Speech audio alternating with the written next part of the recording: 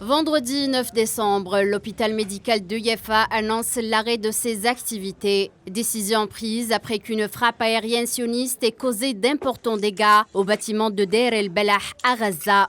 La frappe aérienne a touché la mosquée de l'hôpital, la détruisant complètement et endommageant gravement tous les services hospitaliers voisins.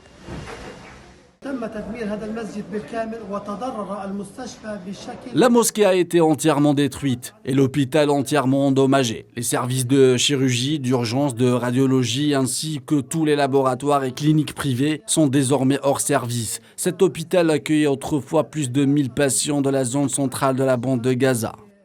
L'hôpital qui accueillait des patients âgés transférés de l'hôpital El Wafa est désormais hors service.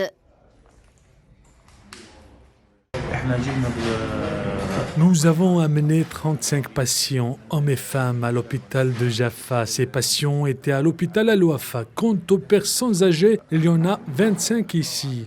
Hier, la situation était exceptionnelle à cause des bombardements. C'était très dur et horrible. Nous avons essayé de soulager ces patients âgés du stress et de les éloigner des zones endommagées. Nous les avons traités comme un fils prendrait soin de son père.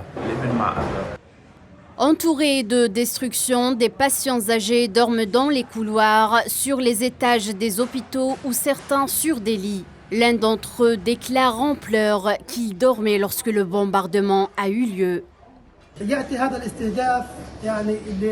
Ce ciblage vise à détruire les biens du peuple palestinien et des institutions de santé, institutions caritatives, à faire pression sur les citoyens et à les pousser de quitter cette terre. Mais nous resterons ici si Dieu le veut.